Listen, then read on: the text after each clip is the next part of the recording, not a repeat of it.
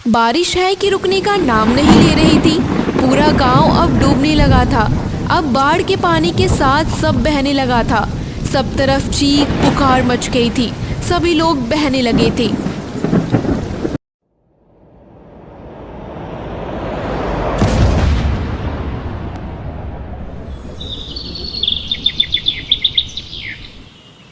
पुरोहित एक बार रास्ते से गुजर रहा था तो देखता है कि एक व्यक्ति पेड़ के पास खड़ा होकर कुछ बड़बड़ा रहा है। तुमको आज किसी ने पानी नहीं डाला? देखो देखो अपने आप को कितना सूख रहे हो। अरे कोई नहीं सुनता तो मुझसे तो कह सकते हो, मैं तो आता जाता ही रहता हूँ। अच्छा चलो, अब बहाने बनाने की कोई आवश्यकता नहीं है। मैं आज शाम को तुमको भरपूर पानी देता हूँ। और भला ये कोई समय है पत्तियों के झड़ने की? कोई कमी है तभी ना ऐसा हो रहा है। अरे ये व्यक्ति कौन है भाई, और ये कैसा क्रियाकलाप कर रहा है? ऐसा प्रतीत हो रहा है मानो पेड़ पौधों से बात कर रहा हो। भला ऐसी भी मूर्खता कोई करता है क्या? मालिक, ये रंजन है, बहुत ही भला आदमी है। यह पेड़ पौधे को भी अपने परिवार का हिस्सा मानता है और उनसे बच्चों की तरह बातें करता है। अरे ऐसे व्यक्ति को भला नहीं भोंदू कहते हैं। भला आदमी कम से कम किसी के काम तो आते होंगे ना। ये किस काम का है? मालिक, यह क्षेत्र गांव का एकमात्र क्षेत्र है जो सबसे हरा भरा है। लोग तो कहते हैं कि हरियाली का मुख्य कारण यह रंजन ही है। इसके परवरिश की ही देन है कि यहाँ कोई भी पेड़ सूखता नहीं है। और तो और मालिक, लोग तो ये भी कहते हैं कि यह प्रकृति रंजन के अभिभावक की तरह रक्षा करता है। अरे ये कैसी मूर्खतापूर्ण सुनी सुनाई बातें कर रहा है।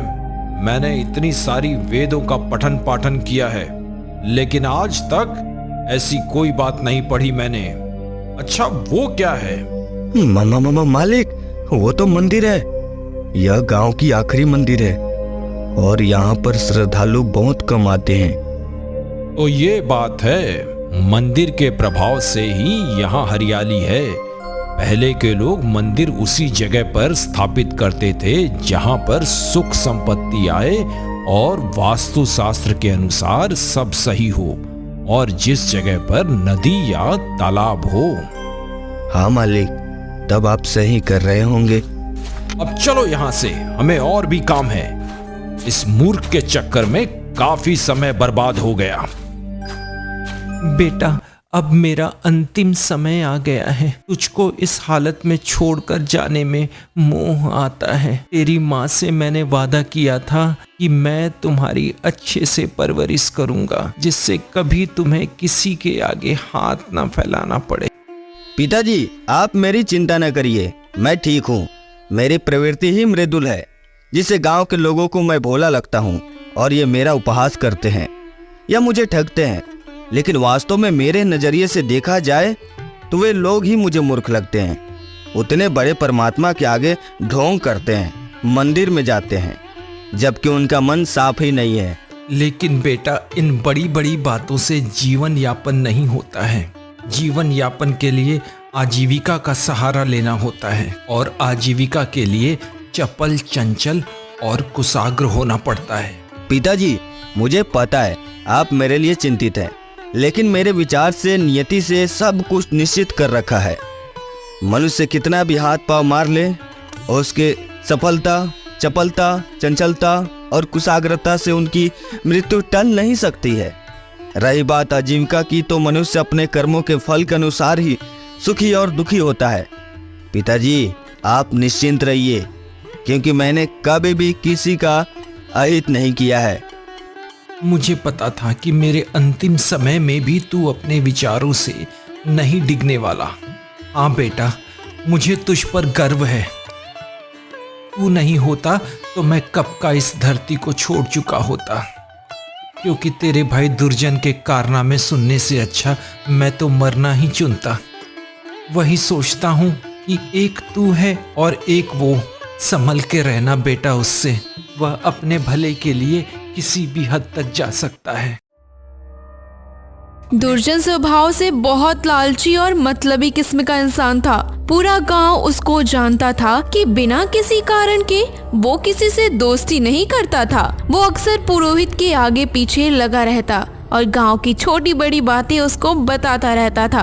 दोनों का स्वभाव एक समान होने के नाते दोनों में पटती बहुत थी। मालिक, आपकी फसल तो सूखती जा रही है। इस बार लगता है कि मुनाफा आधे से भी कम होने की उम्मीद है। क्या बोल रहे हो? मालिक, मैं आपके खेतों की तरफ से ही आ रहा हूँ। देखा तो सारे मजदूर पेड़ की छांव में आराम कर रहे थे। खेत में पानी ना होने की वजह से आराम ही कर रहे हैं। हाँ, इस बार लग रहा है भयंकर सूखा पड़ने वाला है और मेरा मुनाफा शून्य।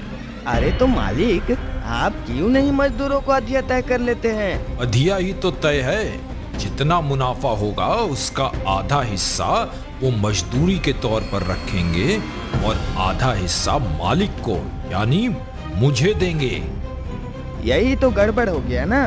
दूसरे राज्यों में अधिया का नियम है, फसल का आधा हिस्सा मालिक को यानी आपका होगा, फिर आधा बचे हिस्से का आधा मजदूरों का और आधा आपका। क्या सच में? यानी अभी तक मुझे घाटा ही हो रहा था। तभी तो आपको मजदूर बहुत आसानी से मिल जाते थे। हर कोई आपके खेतों में काम करने को तैयार रहता था। अभी मैं सबको ठीक कर देता हूँ। अच्छा हुआ तूने सूखा पड़ने से पहले ही बता दिया। पुरोहित नया अधिया का निगम लगा दिया, जिससे मजदूर बहुत निराश हो गए क्योंकि उनका सीधे सीधे फसल आधे का आधा हो गया और इस बार सूखा पड़ने की भारी उम्मीद थी, तो इस बार कुछ हाथ नहीं आने वाला था। अरे आप केवल इधर उधर ही ज्ञान देते रहेंगे या खुद का घर भी संभालेंगे? अरे क्या हो गया भाग्यवान? अरे आपके पिताजी ने मरने से पहले पक्के मकान वाला घर उस मूर्ख रंजन के नाम कर दिया है और हमारे नाम से टूटी फूटी झोपड़ी। और तो और ये पहाड़ी की इतनी ऊंचाई पर है कि प्रतिदिन आने जाने में ही सारा समय निकल जाएगा। इसके बारे में कब बात करेंगे? तुमको क्या लगता है कि जो व्यक्ति दूसरों के समस्याओं का हल निकालता है वो अपने समस्या का हल नहीं निकाल पाएगा क्या? हाँ, हल जल्दी निकले तो हल कहलाए, नहीं सूखा पड़ने वाला है। कहीं पूरा समय इस पहाड़ी के नीचे से पानी लाने में ही ना बीत जाए। पुरोहित जी तो आपके करीबी है ना, क्यों नहीं आप उनसे ही न्याय करवा लेते हैं? तुम निश्चिंत रहो, मैं कुछ समाधान करता हूँ। रंजन के पिता मरने के पक्के मकान वाली कोठी रंजन के नाम और कच्चे मकान वाली कोठी दुर्जन के नाम कर दिए थे, लेकिन दुर्जन और उसकी पत्नी उस मकान में रहने के लिए तैयार नहीं थे। दुर्जन हमेशा यही सोचता कि कैसे पक्का मकान अपने नाम कर लिया जाए। वो रंजन के व्यवहार को जानता था कि वो इसका विरोध नहीं करेगा, लेकिन दुर्जन किसी बड़ी चाल का इंतजार कर रहा था। अरे भाई दुर्जन, इस सूखे का कोई समाधान निकालेगा या मेरी फसल ऐसे ही बर्बाद हो जाएगी? मालिक, प्रकृति से कौन लड़ सका है? इसका समाधान तो कोई साधु महात्मा ही बता सकते हैं। हाँ, ये बात सही कहा तुमने। ये कोई हमारे हाथ की चीज थोड़ी ना है। पहले के लोग बारिश ना होने पर कई तरह के उपाय करते थे। कोई बाजा बजवाता था, कोई कीचड़ में लेटता था, तो कोई मेंढक की शादी कराता था। तो क्या इन उपायों से बारिश हो जाती थी क्या मालिक? हाँ, कहानियों में सुनने को मिलता था कि बारिश हो जाती थी। मालिक, हम क्यों नहीं आपके तांत्रिक महाराज के पास चलते हैं? हाँ, तुमने सही कहा। तांत्रिक महाराज कुछ मदद कर सकते हैं, लेकिन उनको ढूंढना मुश्किल है। मालिक, आप उनका पता बताइए, मैं उनको ढूंढने को तैयार हूँ, किंतु मुझे इस कार्य हेतु आपका भी सहयोग चाहिए। वो तो ठीक है, तुम इतना बड़ा काम करोगे तो मेरी भी जिम्मेदारी तुम्हारे लिए तो बनती ही है। तांत्रिक जी ने मुझसे कहा था कि अगर मुझसे दोबारा मिलना हो तो तुम्हें उत्तर पूर्व दिशा में चलते चले आना, जहाँ एक गुफा होगी जिसमें मेरा निवास स्थान होगा। ठीक है पुरोहित जी, मैं निकलता हूँ यहाँ से। तांत्रिक जी को बारिश का उपाय लेके आता हूँ। दुर्जन के लिए ये सही समय था अपने हित साधने के लिए, और वो पक्का मकान लेने के लिए दिमाग लगाने लगा। जब उसने तांत्रिक के पास जाने के प्रयोजन को अपनी पत्नी को बताया। अरे आप दूसरों के ही शुभ चिंतक बने रहेंगे या अपना भी कुछ भला सोचेंगे? हाँ बाबा, मैं उसी के लिए तो यह सब प्रयोजन बना रहा हूँ। अगर सफल रहा तो इस बार मकान पूर्ण रूप से हमारा हो जाएगा, लेकिन उससे पहले हमें रंजन से बात करनी होगी, जिससे कि मेरे वापस आने तक तुम पक्के मकान में रहो। लेकिन हम रंजन को कैसे मनाएंगे? वो बातें भी तो बड़ी बड़ी करते हैं, कहीं हमें बातों में उलझा दिए तो? उसका भी उपाय मैंने सोच लिया है। ऐसे ही नहीं मुझसे पुरोहित जी राय मांगते फिरते हैं। केवल मुझसे पिताजी ही खुन्नस खाते थे, क्योंकि उन्हें पता था कि मैं रंजन से विवेक में तेज हूँ। दोनों रंजन के यहाँ जाते और उससे पक्का मकान लेने के लिए बात करते हैं। दुर्जन को पता था कि रंजन को अगर भावुक कर दिया जाए तो वो मकान देने के लिए तैयार हो जाएगा। अगर एक बार घर पर कब्जा हो जाए तो फिर उस कब्जा जताना आसान नहीं होगा। रंजन भाई, आजकल तुम अपने भाभी से मिलने नहीं आते? झोपड़ी वाला घर है इसीलिए ही नहीं आते क्या? नहीं भैया, ऐसी बात नहीं है। जब से पिताजी गुजर गए तब से बाहर निकलने का मन ही नहीं करता है। और आप ऐसी बातें न करिए, ऐसी कोई बात नहीं है। बताइए भैया, आज आपका यहाँ आना कैसे हुआ? कुछ नहीं, मुझे कई दिनों के लिए गांव से बाहर किसी काम के लिए जाना पड़ रहा है। तुम्हारी भाभी की पहली गर्भावस्था है तो। यह तो बहुत ही खुशी की बात है भैया। आप किस बात से चिंतित हैं? कुछ नहीं, बस हम दोनों सोच रहे थे कि तुम अगर अपना पक्का मकान कुछ दिनों के लिए हमें दे देते तो तुम्हारी भाभी मेरी अनुपस्थिति में आराम से रह लेती, क्योंकि कच्चा मकान में जंगली जानवरों का खतरा बना रहता है। अरे इतनी छोटी सी बात के लिए आप दोनों परेशान हो रहे थे? जब कुछ ही दिनों की बात है तो आप लोग खुशी खुशी रहिए। ठीक है रंजन। दुर्जन को भले ही कुछ दिनों के लिए पक्का मकान मिल गया था, किंतु वो अभी भी इसी प्रयास में था कि किस तरह से उसका वो मकान हमेशा के लिए मिल जाए। दुर्जन को डर था कि जब रंजन को गर्भावस्था वाली बात पता चलेगी तो वो बहुत ही नाराज होगा और पिताजी के दिए गए घर के लिए वो कुछ भी कर सकता है। दुर्जन यही सब सोचते हुए तांत्रिक की खोज में निकलता है। कई दिन चलने के बाद वो तांत्रिक के पास पहुंच जाता है। बोलो पुत्र, यहाँ किस प्रयोजन से आए और इस जगह के बारे में केवल? हाँ महाराज, मुझे पुरोहित जी ने यहाँ भेजा है। बोलो पुत्र, क्या समस्या आन पड़ी है जो इतना दूर आना पड़ा? महाराज, हमारे गांव में भयंकर सूखा पड़ गया है, जिससे पूरे गांव की फसल सूख गई है। अगर ऐसा ही रहा तो कुछ दिनों में पूरा गांव अकाल की चपेट में आ जाएगा। यहाँ तो हर कोई अपने स्वार्थ के लिए ही आता है, लेकिन तुम पूरे गांव की समस्या को लेकर आए हो। यह तो बड़े पुण्य का काम है और इसका उपाय तो है। जी महाराज, बताएं, जिससे पूरे गांव को मुक्ति मिले। इसके लिए तुम्हें हवन करना होगा और यह सुनिश्चित करना होगा कि हवन की लौ 2 दिनों तक निरंतर जलती रहनी चाहिए, जिससे निश्चित ही तुम्हारे गांव में बारिश होगी। लेकिन ध्यान रहे कि मेरे द्वारा बताए गए विधि विधान के अनुसार ही कार्य हो, अन्यथा कुछ अनुचित होने की संभावना भी रहेगी। दुर्जन तांत्रिक जी से विदा लेकर वापस आ जाता है और रास्ते में ये विचार करते हुए आता है कि किस प्रकार से रंजन से उसका मकान हथिया जा सके। फिर उसके दिमाग में एक युक्ति सूझती है और गांव में आकर सारी बात बताते हुए कहता है। और क्या कहा? क्या उन्होंने बारिश होने की संभावना दर्शाई कि नहीं दर्शाई? उन्होंने कहा यज्ञ के साथ साथ किसी व्यक्ति की निगरानी में 2 दिनों तक हवन की लौ को जलाने को कहा है और उनके द्वारा दिए निर्देश का अक्षरश पालन हो, अन्यथा कुछ विपरीत भी हो सकता है। यज्ञ तो ठीक है, पर ऐसा व्यक्ति कौन है जो लगातार 2 दिनों तक हवन को जलाने की जिम्मेदारी लेगा? महाराज, मेरा भाई है ना, उसको रात्रि में जगने की आदत है। वह पेड़ पौधे से बातें करता है। उसके लिए यह काम बहुत ही आसान होगा। और तो और वह गांव की भलाई के लिए तो इतना कर ही सकता है।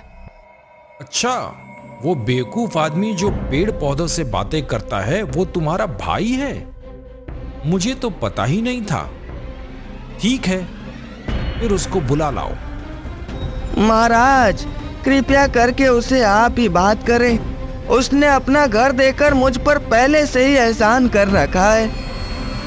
ठीक है, तुम उसको कल बुला कर लाओ, मैं बात करता हूँ। और कल सारा प्रबंध करो जिससे हम यज्ञ कल से ही आरंभ कर सकें। हाँ महाराज, ठीक है, मैं सारा प्रबंध करता हूँ। दुर्जन आज सीधे रंजन के यहाँ आता है, पुरोहित से मिलने की बात कहता है, जिस पर रंजन पुरोहित जी के यहाँ जाने के लिए तैयार हो जाता है। फिर दुर्जन अपनी पत्नी के यहाँ जाता है। दुर्जन को देखकर पत्नी खुश भी होती है और उदास भी। अरे वाह, आप आ गए। अब तो हमें ये घर रंजन भैया को देना पड़ेगा ना? अरे नहीं नहीं, मैंने कुछ सोच रखा है। अगर मैं उसमें सफल होता हूँ तो बात बन जाएगी। अरे भाई रंजन, क्या हाल है? आप प्रकृति को इतना जानते हैं और आपकी उससे बातचीत भी होती है। जरा पूछिए ना, बारिश कब होगी? पुरोहित जी, प्रकृति ने तो अपना कार्य कर इस पृथ्वी को हमारे हवाले कर दिया है। जैसी क्रिया होगी वैसी प्रतिक्रिया होना निश्चित है। अत्यधिक सूखा, बाढ़, ठंड इत्यादि होना प्रकृति की प्रतिक्रिया है। बहुत अच्छे विचार हैं। तुम दूर से जैसे दिखते हो वैसे हो नहीं। अच्छा छोड़ो इन बातों को। गांव के लिए तुमसे सहयोग की उम्मीद तो की जा सकती है ना? जी बिल्कुल, मैं तैयार हूँ। तुमको 2 दिनों तक हवन की लौ बुझने नहीं देना होगा, जिससे तांत्रिक जी के द्वारा वर्षा होने की गतिविधि को पूरा किया जा सके। पहले दिन रंजन ने बड़ी आसानी से हवन की लौ बुझने नहीं दिया, लेकिन दूसरे दिन अचानक से हवा का झोंका आता है और हवन की लौ बुझ जाती है। दुर्जन ने अपनी चाल से उस हवन को जानबूझकर बुझा दिया, जिससे अगले दिन पुरोहित बहुत नाराज होता है। अब क्या करें? ये यज्ञ तो विधि विधान के अनुरूप नहीं हुआ। कुछ और तांत्रिक जी ने नहीं बताया था क्या? बताया था, लेकिन यह संभव नहीं है। बताइए ना भैया, मैं करने को तैयार हूँ। मुझे अपनी गलती का प्रायश्चित करने का मौका चाहिए। नहीं नहीं, वो संभव नहीं है। भैया, इस गांव के लिए मैं असंभव को भी संभव करने को तैयार हूँ। दुर्जन बताओ, ये तुम्हारे परिवार की बात नहीं रह गई है, अब ये पूरे गांव का प्रकरण हो गया है। जिसने हवन की लौ को निगरानी की थी, उसको अपनी एक आंख नदी की धारा में बहानी होगी। क्या?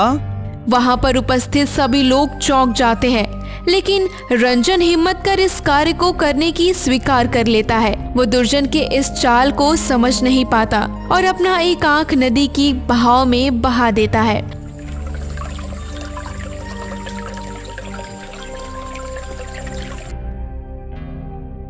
इस कार्य को देखकर पूरा गांव रंजन की तारीफ करने लगता। फिर उस गांव में 2 दिनों बाद बारिश होने लगती और ऐसा प्रतीत होता है कि कुछ भयंकर होने लगता है। तभी दुर्जन और उसकी पत्नी एक बार फिर रंजन के यहाँ जाते हैं। रंजन भैया, आपने सुना गांव वाले क्या कह रहे हैं? क्या कह रहे हैं भाभी? अब सब तो मेरा उपहास ही करते हैं और मेरे सामने आने से बचते फिरते हैं।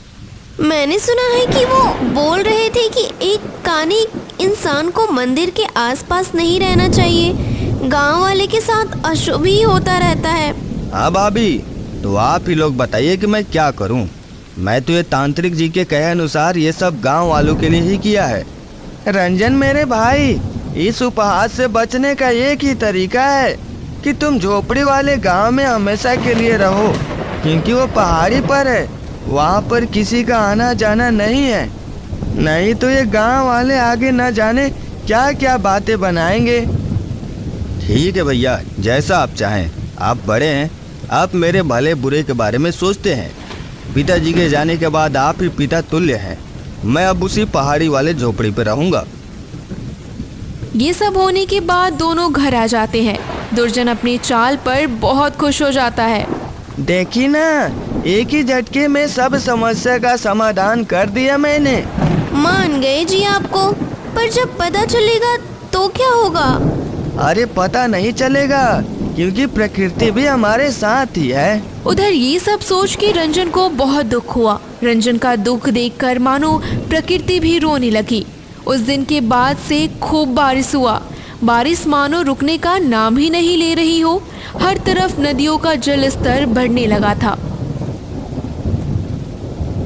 तांत्रिक जी का विधि विधान तो काम आ गया। बारिश जम के हो रही है। तांत्रिक जी बहुत पहुँचे हुए आदमी लग रहे थे। ऐसा प्रतीत हो रहा था उनके पास सारे समस्या का समाधान है और हर चीज पहले से ही पता हो। अब बारिश रुके तो खेत में फसल बोऊं। और इस बार तुमने अधिया वाला हिसाब भी तो बताया है, वो भी तो लेना है। हाँ मालिक, मैंने भी रंजन से पहाड़ी के नीचे वाला पक्का मकान अपना लिया है। तू तो मुझसे भी स्वार्थी आदमी है। तूने तो अपने भाई को भी नहीं छोड़ा। अब बारिश ने उग्र रूप धारण कर लिया था। अब पहाड़ी के नीचे के घरों में पानी लगने लगा था। खेत सारे भर चुके थे, फसलें डूब चुकी थी। ये क्या जी, हमारी किस्मत इतनी खोटी है। नया मकान लेते ही अब तो पानी भरने लगा है। हाँ, ये बारिश भी रुकने का नाम नहीं ले रही है। ऐसे ही बारिश हुई तो हम कहाँ जाएंगे?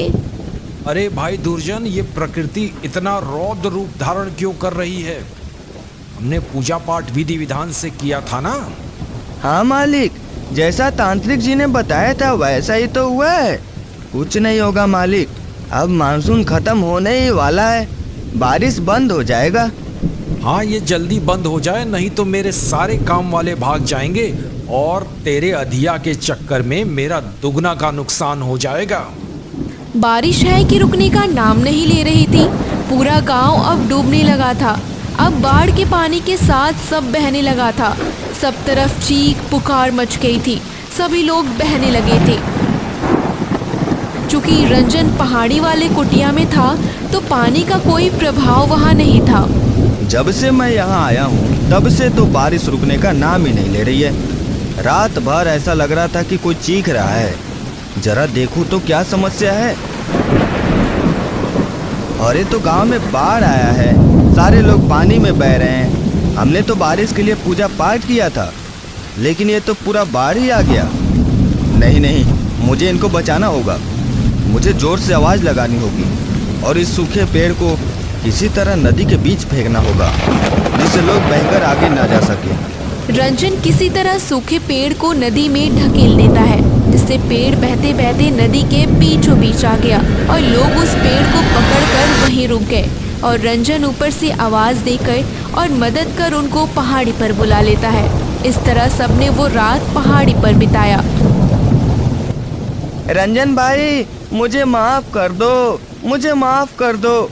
मैं लालच में आ गया था, मुझसे बड़ी भूल हो गई। इस हालत का जिम्मेदार मैं हूँ। एक आंख वाली बात तांत्रिक जी नहीं बताई थी। ये मैं सिर्फ वहाँ पक्का घर लेने के लालच में किया, जिसके कारण तांत्रिक जी का बताया विधि विधान खंडित हुआ और प्रकृति का कहर हमारे गांव पर बरसा। इन सब के लिए मैं ही दोषी हूँ। तुम मुझे जो भी सजा दोगे वह मैं भोगने को तैयार हूँ। क्या ये सब तूने किया है? तुम्हारे इस कृत्य से हम सब गांव वाले मरते मरते बचे हैं। अरे लालच तो मेरे अंदर है, लेकिन तुझ जैसा लालची मैं भी नहीं हूँ। मुझे तो ये गांव छोड़कर चले जाना चाहिए। रंजन, इसे ऐसी सजा दो कि ये जीवन भर याद रखे। कोई बात नहीं पुरोहित जी, भैया को कम से कम अपने किए का एहसास तो हुआ। पिताजी आज होते तो बहुत खुश होते।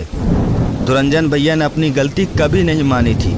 बस ये ऐसा काम कभी दोबारा ना करे। मेरा क्या है, मैं तो एक आंख से भी काम चला लूँगा। भाई, इतना होने के बाद भी तुम इतना बड़ा दिल दिखा रहे हो। मुझे माफ़ कर दो। मैं तुम्हारे आंखों के समाधान के लिए फिर से तांत्रिक जी के पास जाऊंगा। अरे देवर जी, आप कितने महान आदमी हैं और हम आपको भोंदू समझ रहे थे। हमने आपके साथ कितना छल किया और आपने एक झटके में सब भुला दिया। आप बहुत बड़े इंसान हैं। जी कर रहा है उसी बाढ़ के पानी में डूबकर अपनी जान दे दूं। नहीं भाभी, ऐसा करने की कोई आवश्यकता नहीं है। आप लोग तो मेरे परिवार के हिस्सा है। यह सब तो हर परिवार में चलता रहता है। इस तरह सबने वो रात पहाड़ी के ऊपर बिताया। बरसात अब रुक चुकी थी। धीरे धीरे बाढ़ का पानी कम हो रहा था। तभी लौटते हुए पानी में एक आंख पास आती दिखाई दी, जिसको देख सभी बहुत खुश हो गए और जिसको रंजन ने उठाकर अपनी आंख के पास लगाया तो रंजन की आंख पहले की तरह हो गई। पूरा गांव खुशी से झूम उठा। अब पूरे गांव में रंजन की बहुत इज्जत थी और पूरा गांव पेड़ पौधों से हरा भरा हो गया था। यहाँ तक देखने के लिए आपका धन्यवाद। आशा है आपको कहानी पसंद आ रही है। ऐसी और कहानियों के लिए हमसे जुड़े रहें और हमारा चैनल सब्सक्राइब करें। कमेंट बॉक्स में हमें ज़रूर बताएं कि अगली कहानी आप किस विषय पर देखना चाहेंगे। फिर मिलते हैं।